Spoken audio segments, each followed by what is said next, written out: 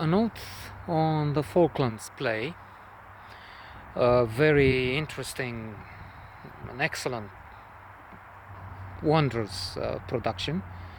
I have listened to the adaptation for BBC Radio. I understand there's also a film. I didn't see that, and it has a little history of itself. This play. It was shelved for many years by the BBC because it was considered too favorable to Margaret Thatcher. Interesting.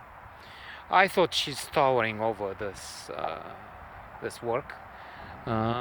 She comes across as a superhuman, the wondrous woman, the Iron Lady. Really, she does justice to this nickname. Strong, determined, um, brave, of course, willing to risk, but for values. It one of the best, greatest leaders I heard about. And her reaction was wonderful. I think it's already clear. I think she was right. The Argentinians were wrong. I mean, the islands are closer to their shore, but other than that, there's no historical, legal, or other basis to claim what they call them Maldivas. They don't call them the Falklands.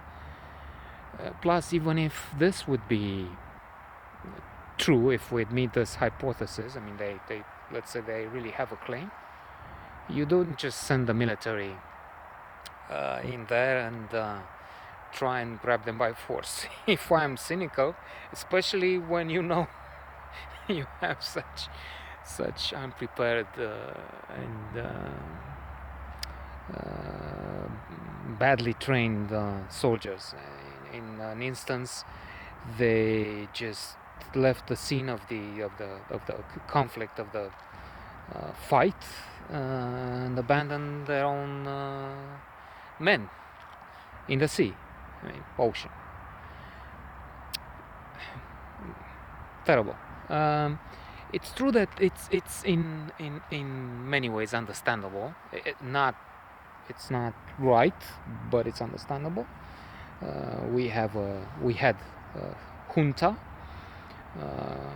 military people who ruled undemocratically, and not just that, but they killed their opponents. They threw them out in the ocean.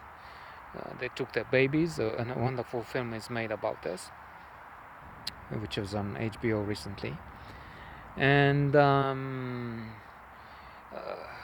the economic situation was disastrous as well. So, like in Wag the Dog, they came up with other rulers in other places, including America. They have a way to find a distraction from problems at home. And the military leaders of Argentina thought that this conflict, if they do something that will get the population behind them, instead of demonstrating and trying to fight against them, they will rally behind. And that's what happened, indeed. It's shocking to see how people in various places, I'm thinking also Russia now, if they feel the Crimea is theirs and some other territory, I don't know where, they support Putin, who is a murderous dictator. But 80% of the people support him and his occupation of Crimea, which they see as their own land, brought back. In Argentina, the population was, and I'm sure it still is, clearly in favor of taking the Malvinas from the colonial British. The Americans were not really all that friendly to the British. There was a voice in there who was very upset that all the effort which they had made to get better relations with Latin America will just poof, be gone in a flash if they support the British. And they didn't. They just tried to mediate, and then this made the Iron Lady furious for good reason in instances, because of quite a few solid arguments. One, the Argentinians were the aggressors and they were placed in a favorable position to negotiate. What is there to negotiate? They didn't have a legal basis, and they were murderous tyrants, which were getting concessions, so to say. And it was wrong.